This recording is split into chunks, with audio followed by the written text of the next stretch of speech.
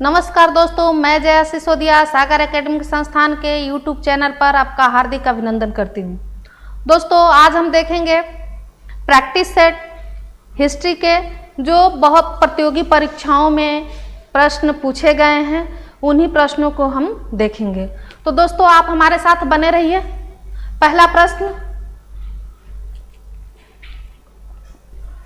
टोपरा तथा मेरठ से 2 अशोक स्तंभ लेख दिल्ली कौन लाया था? Option A Alauddin Khilji, option B Firoz Shah Tughlaq, option C Mohammad Ghori, option D Sikandar Lodi. यहाँ पे दोस्तों ऑप्शन होगा फिरोज शाह तुगलक। दोस्तों, टोपरा मेरठ, टोपरा ये हरियाणा जिले में है। टोपरा कहां पर है? हरियाणा जिले में। और मेरठ उत्तर प्रदेश में है। दोस्तों, ये अशोक के स्तंभ लेख है। अशोक के स्तंभ लेख है। अशोक जो मौर्य सम्राट था, उसका क्या है? स्तंभ लेख है। इसी स्तंभ लेख को फिरोज शाह तुगलक ने कहां स्थापित करवाया? दिल्ली में स्थापित करवाया।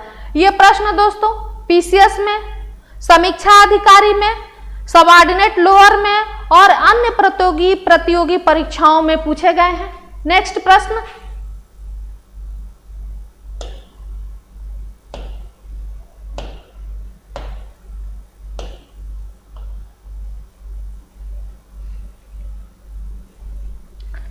इतिहासकार बदायूनी, किसके बारे में बात हो रही है दोस्तों? बदायूनी के बारे में बात हो रही है। बदायूनी ने किसके मृत्यु पर कहा था कि सुल्तान को अपनी प्रजा से और प्रजा को सुल्तान से मुक्ति मिल गई? दोस्तों, इतिहासकार बदायूनी ये जो है कि मोहम्मद बिन तुगलक के मृत्यु पर ये स्टेटमेंट दिया है। आप जानते हैं कि मोहम्मद बिन तुगलक की जो योजनाएं रहती हैं, कौन सी योजनाएं? पहला है दोआब में कर परिवर्तन, दोआब में कर परिवर्तन। नेक्स्ट है राजधानी परिवर्तन।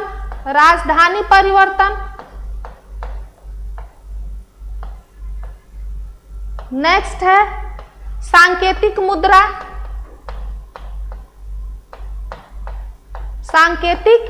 मुद्रा जारी करना। नेक्स्ट है काराचील अभियान। ये चारों की चारों योजनाएं क्या हो गई दोस्तों? असफल हो गई। इन योजना के असफलता से जो है कि जनता में असंतोष उत्पन्न हो गया, जिसके कारण जो है कि जबरदस्ती उन पर क्या है, कर का बोझ जो है कि थोप दिया जाता था, जिससे जनता में असंतोष उत्पन्न हो गया, जिसके कारण उसकी मृत्यु पर जो है कि जनता ने अपना रोष प्रकट किया। और इतिहासकार बदायूनी ने सुल्तान के बारे में लिखा कि अपनी प्रजा से और प्रजा को सुल्तान से क्या हो गई? मुक्ति मिल गई। दोस्तों, आप जानते हैं कि फिरोज शाह तुगलक अपने समय का सबसे क्या था? योग्य व्यक्ति था। सबसे ज्यादा क्या था? पढ़ा लिखा था। लेकिन उसके साथ जो है कि उसका दुर्भाग्य भी जुड़ा हुआ था। वो जितना सोचता था ठीक उसके विपरीत जो है कि उसका परिणाम निकलता था। तो दोस्तों, अब नेक्स्ट क्वेश्चन देखिए। सर्वप्रथम लोक निर्माण विभाग की स्थापना की थी। लोक निर्माण विभाग की स्थापना की थी। इसका भी आंसर दोस्तों होगा फिरोज शाह तुगलक। फिरोज शाह तुगलक ने क्या किया? पहली बार लोक निर्माण विभाग की स्थापना की, लोक निर्माण विभाग की स्थापना की। उसके बाद नेक्स्ट क्वेश्चन दोस्तों, दिल्ली के किस सुल्तान ने ब्राह्मणों पर, दिल्ली के किस सुल्तान ने ब्राह्मणों पर जजिया कर लगाया? जजिया लगाया। जजिया क्या है दोस्तों? एक कर है। जजिया क्या है? एक कर है। अब देखिए, अगर बात होती है कि भारत में पहली बार जजिया कर किसने लगाया था, तो यह होगा मोहम्मद बिन कासिम। मोहम्मद बिन कासिम।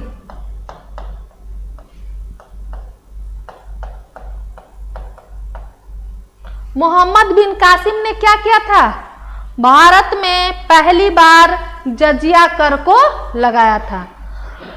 यहां ब्राह्मणों की बात, यहां प्रश्नों को देखिए, किसकी बात पूछी जा रही है? ब्राह्मणों की बात पूछी जा रही है। तो ब्राह्मणों पर जजिया कर पहली बार फिरोज शाह तुगलक या फिरोज तुगलक लगाता है। ठीक। अगर पूछा जाए कि अंग्रेजों पर पहली बार जजिया कर किसने लगाया, तो दोस्तों आपका आंसर होगा औरंगजेब। औरंगजेब पहला मुगल शासक था जिसने जो है कि अंग्रेजों पर भी क्या कर दिया? जजिया कर को लगा दिया।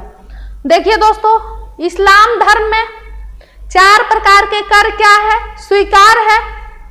जजिया, जकात, खुम्स, खराज। अब जो है कि जहां पे जजिया कर की बात आती है, जजिया कर दोस्तों ये क्या है? गैर धार्मिक कर है। गैर धार्मिक कर है। यहां पर जजिया कर जो है कि दोस्तों, जजिया कर से ब्राह्मण, दूसरा महिलाएं, वृद्ध, बच्चे, विकलांग मुक्त होते थे। लेकिन फिरोज शाह तुगलक ने क्या किया? ब्राह्मणों पर भी जजिया कर लगा दिया। फिरोज शाह तुगलक ने क्या किया? ब्राह्मणों पर भी जजिया कर लगा दिया। नेक्स्ट क्वेश्चन,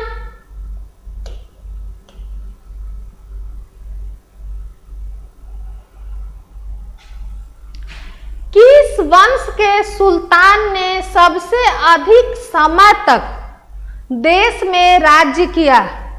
किस वंश के सुल्तान ने सबसे अधिक समय तक देश में राज किया? देखिए दोस्तों, पहला ऑप्शन है खिलजी वंश, दूसरा ऑप्शन है लोधी वंश, तीसरा ऑप्शन है दास वंश, जिसे हम गुलाम वंश के नाम से भी जानते हैं। किस वंश के नाम से जानते हैं? इसको गुलाम वंश के नाम से जानते हैं। इलबरी वंश के भी नाम से जाना जाता है। इलबरी वंश के भी नाम से जाना जाता है और दास वंश के नाम से भी जाना जाता है। नेक्स्ट है तुगलक वंश। नेक्स्ट क्या है? तुगलक वंश। तो दोस्तों सबसे अधिक समय तक देश में राज्य किसने किया? तुगलक वंश ने किया। तुगलक वंश ने सबसे अधिक समय तक देश में क्या किया? राज किया। देखिए पहला आता है गुलाम वंश, उसके बाद आ जाएगा खिलजी वंश, उसके बाद आ जाएगा तुगलक वंश, उसके बाद आ जाएगा सैयद वंश, उसके बाद आ जाएगा लोधी वंश। दोस्तों अगर इसी क्वेश्चन में से कभी कभी क्या होता है कि क्रम सजाने को पूछ देता है, कभी कभी क्या होता है क्रम सजाने को पूछ देता है और पूछता है कि इन वंशों को क्रम अनुसार सजाइए। तो सबसे पहले कौन सा आ जाएगा? दास वंश आपका आ जाएगा, दास वंश। उसके बाद खिलजी वंश, खिलजी वंश। उसके बाद नेक्स्ट तुगलक वंश, तुगलक वंश। और सबसे लास्ट में क्या आ जाएगा? लोधी वंश। इस तरह के भी कई बार जो है कि प्रश्न पूछे गए हैं, तो आप दोस्तों क्रम का भी ध्यान रखेंगे। नेक्स्ट क्वेश्चन,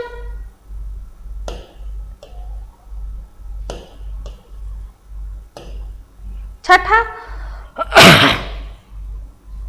हक ए सर्व अथवा सिंचाई कर, हक ए सर्व अथवा सिंचाई कर लगाने वाला दिल्ली का प्रथम सुल्तान कौन था? हक ए सर्व, ठीक, कहीं कहीं पे इसको हर्ब ए सर्व के नाम से भी जाना जाता है। किस नाम से जाना जाता है? प्रश्न पूछा गया है, हर्ब ए सर्व, हर्ब ए सर्व। इसको कौन सा कर कहा गया है? सिंचाई कर कहा गया है, सिंचाई कर।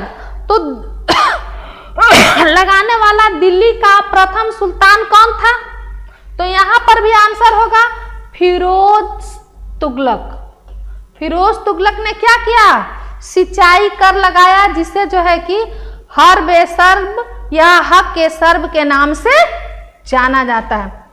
अब देखिए दोस्तों, फिरोज शाह तुगलक के शासन काल में क्या है? नहरों का सबसे बड़ा जो है कि जाल फैल गया था। नहरों का क्या था? सबसे बड़ा जाल फैल गया था। ठीक, पहली बार नहर का उल्लेख गयासुद्दीन तुगलक के शासन काल में मिलता है, गयासुद्दीन तुगलक के शासन काल में मिलता है। अब देखिए, दिल्ली सल्तनत का सर्वाधिक विद्वान शासक जो खगोल शास्त्र, खगोल शास्त्र, गणित, आयुर्विज्ञान सहित अनेक विधाओं में माहिर था। दोस्तों, मैं आपको बता चुकी हूं कि फिरोज शाह तुगलक जो है कि क्या था? काफी योग्य था। फिरोज शाह तुगलक काफी योग्य था। उसको जो है कि खगोल शास्त्र, गणित, आयुर्विज्ञान, हाँ, उसके बाद तर्क शास्त्र, दर्शन शास्त्र आदि विषयों, ज्योतिष शास्त्र आदि विषयों में क्या था? ज्ञान प्राप्त था। तो ये है, सॉरी दोस्तों, ये है मोहम्मद बिन तुगलक। मोहम्मद बिन तुगलक के बारे में कहा गया है कि इसको क्या है? इन विषयों का जो है कि ज्ञान प्राप्त था। अब नेक्स्ट दोस्तों,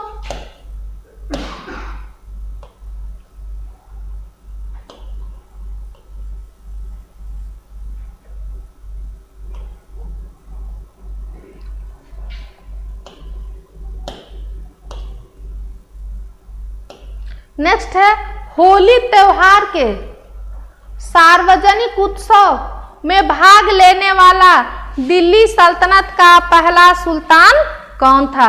दोस्तों, होली त्योहार में सार्वजनिक रूप से भाग लेने वाला दिल्ली सल्तनत का पहला सुल्तान था मोहम्मद बिन तुगलक, जिसने क्या किया था? होली के त्योहार में भी भाग लिया था। ठीक, ये प्रश्न भी बहुत बार पूछा गया है। अब आइए नेक्स्ट 10वां, 9वां, बेरोजगारों के सहायतार्थ दिल्ली के, बेरोजगारों के सहायतार्थ दिल्ली के निम्नलिखित सुल्तानों में से किसने रोजगार कार्यालय, किसकी बात कर रहा है? रोजगार कार्यालय की स्थापना की थी। ठीक, अब यहां पर देखिए कि ये बात रोजगार कार्यालय की हो रही है, तो दोस्तों बहुत सारे सहायता के लिए जो है कि विभागों की स्थापना किसने किया था? फिरोज शाह तुगलक ने किया था। किसने किया था? फिरोज शाह तुगलक ने किया था। तो ये यहां पर आंसर क्या हो जाएगा? फिरोज शाह तुगलक। उसके बाद नेक्स्ट क्वेश्चन,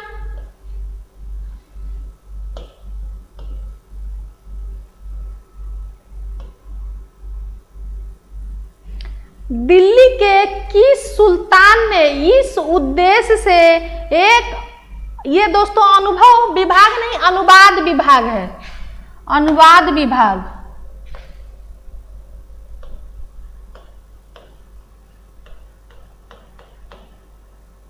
अनुवाद विभाग की स्थापना की कि उसके दोनों संप्रदाय के लोगों में एक दूसरे के विचारों की समझ बेहतर हो सके। दोस्तों यहाँ पे जो बात हो रही है वो किस विभाग की हो रही है? अनुवाद विभाग की हो रही है। ठीक, तो इसकी अनुवाद विभाग की स्थापना, अगर आपसे डायरेक्ट क्वेश्चन भी ऐसे पूछा जाए कि अनुवाद विभाग की स्थापना किसने की थी, तो आप आंसर देंगे कि अनुवाद विभाग की स्थापना फिरोज तुगलक या फिरोज शाह तुगलक ने की थी। ठीक, इसके बाद नेक्स्ट क्वेश्चन,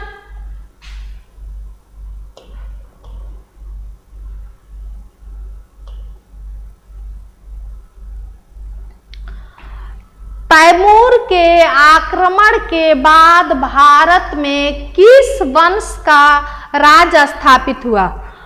पहला ऑप्शन है लोदी वंश, दूसरा ऑप्शन है सैयद वंश, तीसरा ऑप्शन है तुगलक वंश, चौथा ऑप्शन है खिलजी वंश। दोस्तों यहां पर जो मेरा सही ऑप्शन होगा वह होगा सैयद वंश। कौन सा वंश होगा? सैयद वंश होगा। ठीक, क्योंकि तैमूर के आक्रमण के बाद भारत में सैयद वंश का राज क्या हुआ? स्थापित हुआ। नेक्स्ट क्वेश्चन,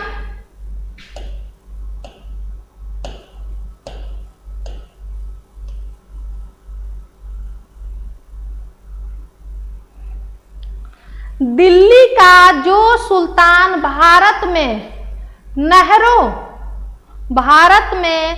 नहरों के सबसे बड़े जाल का निर्माण करने के लिए प्रसिद्ध है, वह कौन है? नहरों की जाल। अब देखिए दोस्तों, पहली बार अगर नहर की बात आता है, पहली बार नहर की स्थापना किसने की?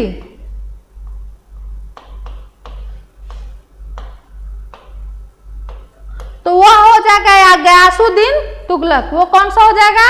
गयासुद्दीन तुगलक। लेकिन यहां पर दोस्तों जब पूछेगा कि दिल्ली का वह कौन सा सुल्तान था जिसने पहली बार नहर खुदवाया, पहली बार नहर खुदवाया, तो वो होगा गयासुद्दीन तुगलक। लेकिन यहां पर दोस्तों नहर की बात नहीं कर रहा है, यहां पर सबसे पहले नहरों का जाल की बात कर रहा है, यानी कि सबसे ज्यादा नहरों को खुदवाया गया किसके शासनकाल में? तो आपका आंसर हो जाएगा फिरोज शाह तुगलक के शासनकाल में सबसे ज्यादा क्या किया गया? नहरों को खुदवाया गया।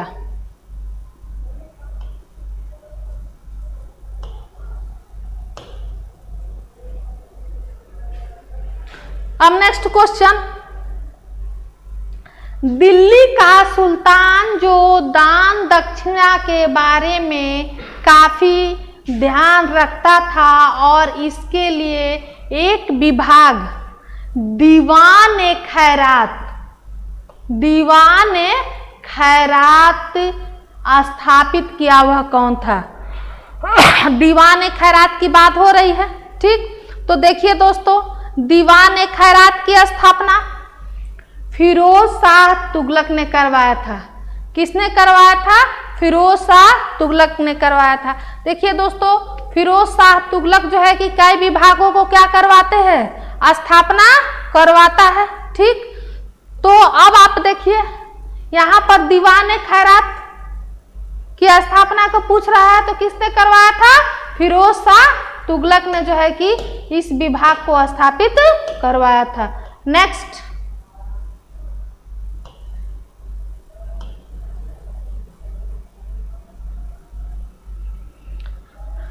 किस मध्ययुगीन सुल्तान को आगरा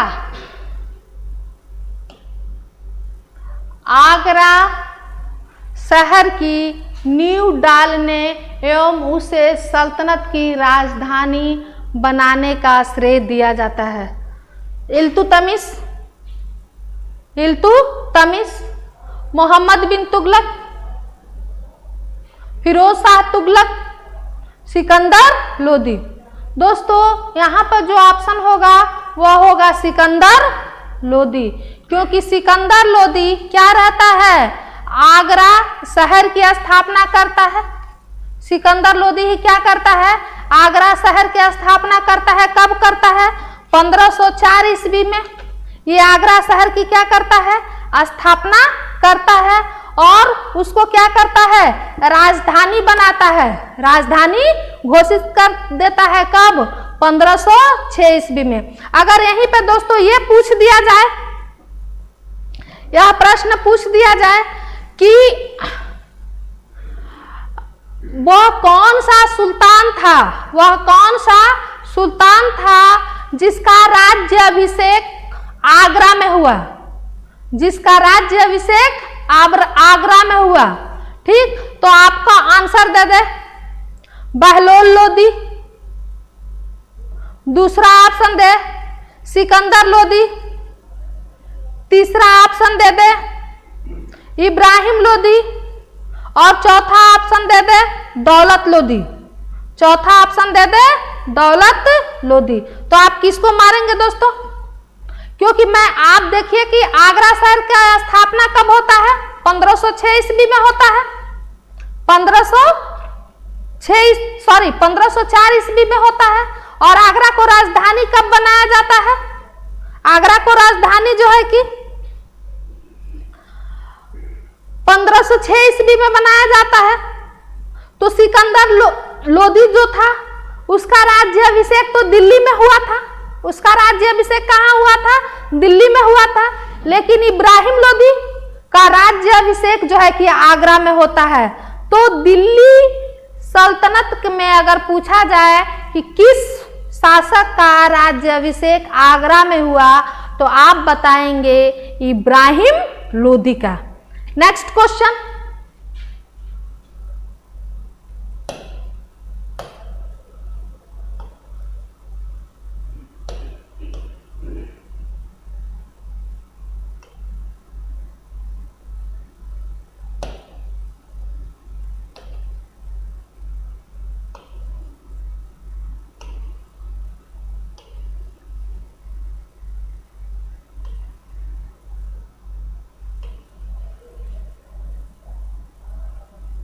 नेक्स्ट क्वेश्चन है दोस्तों,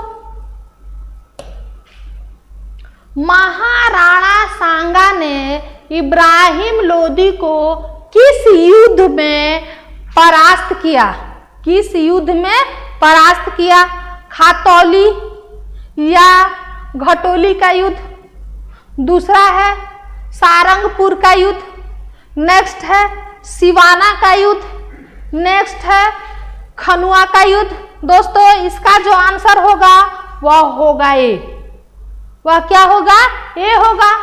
राणा सांगा ने इब्राहिम लोदी को खातौली या घटोली के युद्ध में क्या किया, पराजित किया। अब दोस्तों नेक्स्ट क्वेश्चन देखिए,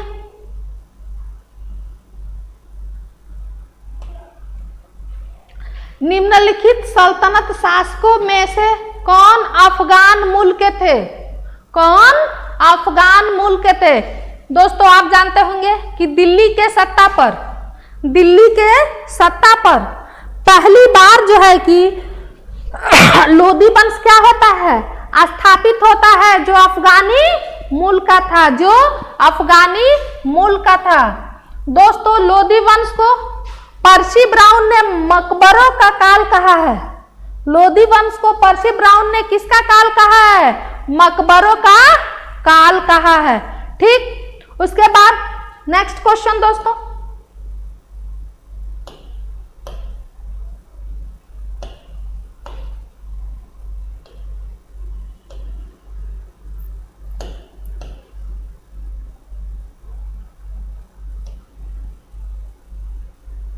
नेक्स्ट, निम्नलिखित सुल्तानों में से कौन अन्य के ऊपर कर समाप्त करने के लिए जाना जाता है। Option A Alauddin Khilji, option B Ghiyasuddin Tughlaq, option C Firoz Tughlaq, option D Sikandar Lodi. तो देखिए दोस्तों बहुत सारे कर इसने समाप्त किए हैं सिकंदर लोदी ने। इसका शासनकाल 1489 से 1517 तक रहता है। किसका शासनकाल? सिकंदर लोदी का शासनकाल। सिकंदर लोदी का क्या है? शासनकाल। इसके बाद 1517 से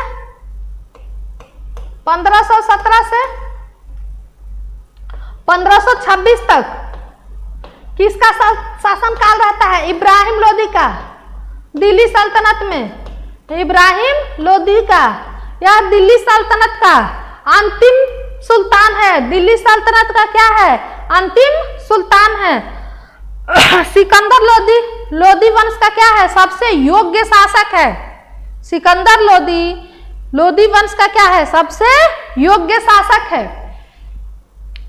इसने जो है कि अन्य के बाद कई सारी पुस्तकों की भी रचना की है, जैसे लज्जत-ए-सिकंदरी, उसके बाद तिब्बत-ए-सिकंदरी। भुआ नामक विद्वान ने फरहंग-ए-सिकंदरी आदि जो है कि पुस्तकों की रचना की है। ठीक, और ये खुद भी क्या है? गुलरुख के नाम से उप कविताएं लिखा करता था। गुलरुख के नाम से उप कविताएं लिखा करता था। पर्सी ब्राउन ने लोदी वंश के काल को मकबरों का काल कहा है। ठीक, तो दोस्तों ये लोदी वंश का क्या था? सिकंदर लोदी सबसे योग्य शासक था। इसी ने जो है कि 1504 ईस्वी में आप देखेंगे आगरा शहर की क्या कर दी? स्थापना की। अब दोस्तों नेक्स्ट क्वेश्चन,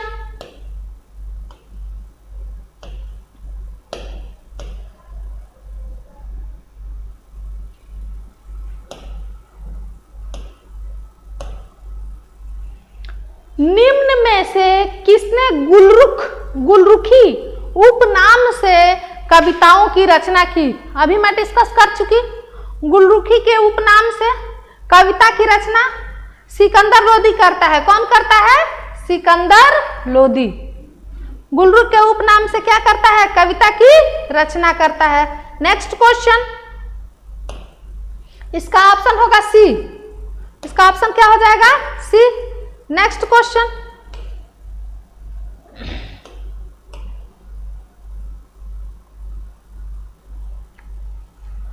सैयद वंश का संस्थापक था। सैयद वंश का संस्थापक था खिज्र खां, बहलोल, आलम शाह, कोई नहीं। दोस्तों इसका ऑप्शन होगा 1 ए। ऑप्शन क्या होगा? ए होगा। खिज्र खां को ही सैयद वंश का क्या माना जाता है?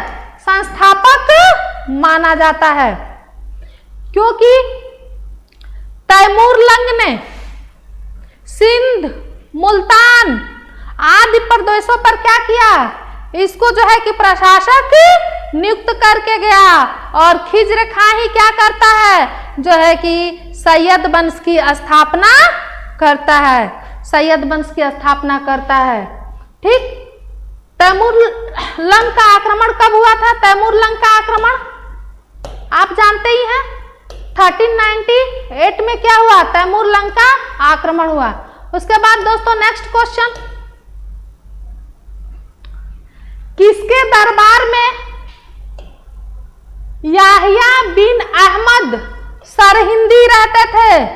याहिया बिन अहमद सरहिंदी रहते थे। देखिए दोस्तों, ये नक्शबंदी सिलसिले का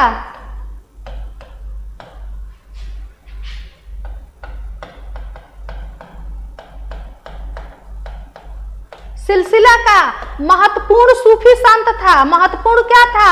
सूफी संत था। ठीक, कई बार ये भी पूछा गया है कि जो है कि याहिया बिन अहमद सरहिंदी किस सिलसिले से संबंधित था? तो याहिया बिन अहमद सरहिंदी नक्शबंदी सिलसिले से क्या था? संबंधित था। और यहाँ पे दोस्तों ये किसके दरबार में रहता था? तो ये मुबारक शाह के दरबार में रहता था। देखिए दोस्तों, जैसे चिश्ती सिलसिला है, ठीक, उसी प्रकार से जो है कि क्या है? उसी प्रकार से जो है कि नक्शबंदी भी सिलसिला था। अब नेक्स्ट क्वेश्चन, किसने रैयत आला की उपाधि धारण की?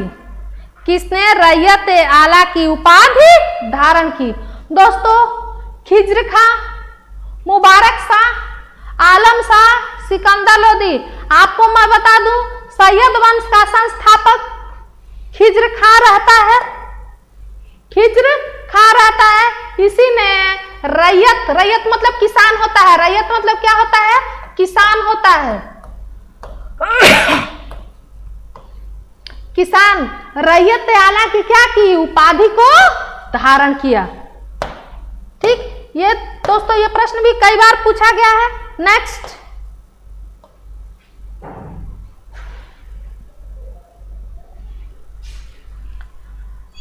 दिल्ली की गद्दी पर सर्वप्रथम अफगानी सत्ता को स्थापित किसने किया? दिल्ली की गद्दी पर सर्वप्रथम अफगानी सत्ता को स्थापित किसने किया? तो दोस्तों, दिल्ली सल्तनत का अंतिम चरण जो होता है वह लोदी वंश होता है, और लोदी क्या थे? अफगान थे, इसलिए बहलोल लोदी। इसका सही आंसर क्या होगा? बहलोल लोदी ने क्या किया? अफगानी सत्ता को स्थापित किया। कहां पर? दिल्ली सल्तनत में। ये इसका क्या हो जाएगा? सही आंसर हो जाएगा। अब नेक्स्ट देखिए, निम्न में से कौन सुल्तान अपने सरदारों को मकसद अली कहकर संबोधित करता था?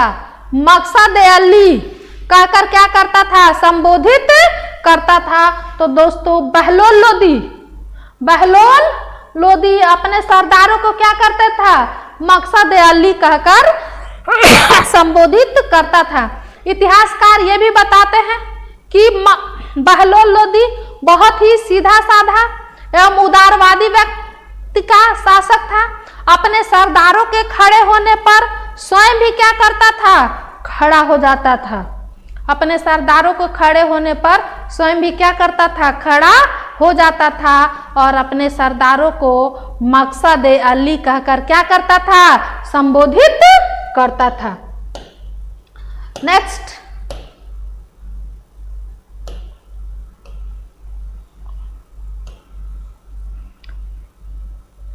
किसने बहलोल लोदी को खाने खाना, खाने खाना की उपाधि दी थी?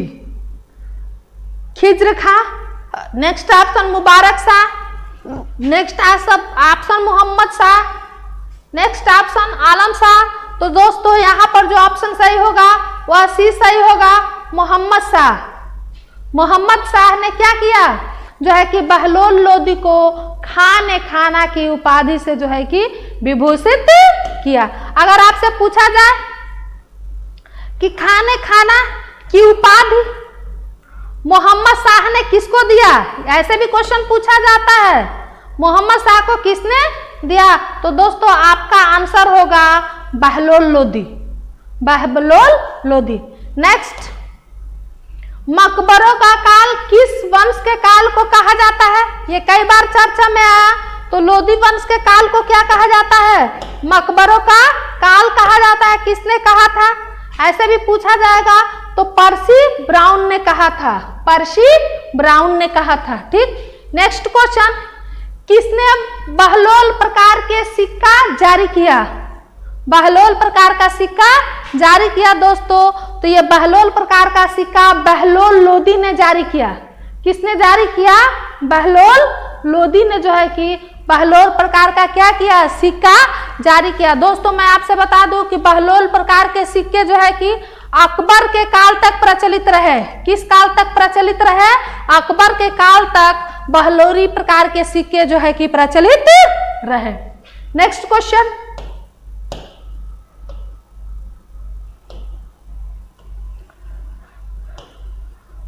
सर्व कर लगाया जाता था।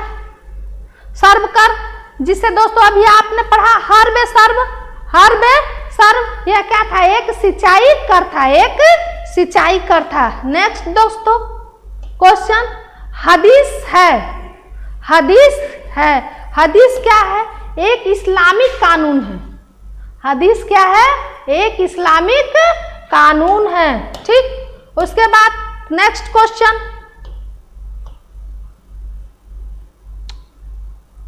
भारत के किस मध्यकालीन शासक ने इक्ता व्यवस्था को प्रारंभ किया? इक्ता व्यवस्था को प्रारंभ करने वाला शासक था इल्तुतमिश। ये दोस्तों इल्तुतमिश आप जानते हैं कुतुबुद्दीन ऐबक का गुलाम एवं दामाद क्या था? कुतुबुद्दीन ऐबक का क्या था? गुलाम एवं दामाद था। ये इसे दिल्ली सल्तनत का क्या है? वास्तविक संस्थापक माना जाता है। वास्तविक संस्थापक माना जाता है। ये कहा था? बदायूं का इक्तेदार था। बदायूं का क्या था? इक्तेदार था। ठीक, आप देखिए इसी ने क्या किया? इक्ता व्यवस्था को क्या किया? प्रारंभ किया। इसके बाद इसी ने तुर्कान चालीसा का भी क्या किया? गठन किया। तुर्कान चालीसा या इसको चहलगामी बोलते हैं, जो 40 सरदारों का क्या हुआ करता था? एक दल हुआ करता था। उसका क्या किया? इसने गठन किया तुर्कान चालीसा का, जिसको आगे चलकर अग्रवर्ती शासक बलबन क्या करता है? तुर्कान चालीसा का दमन कर देता है। तुर्कान चालीसा का दमन कर देता है। दोस्तों अब ये देखिए इसी की पुत्री रहती है कौन? रजिया सुल्तान, योग्य पिता की योग्य पुत्री रहती है। आगे चल के दिल्ली सल्तनत की प्रथम महिला शासिका बनेगी। उसके बाद दोस्तों नेक्स्ट क्वेश्चन,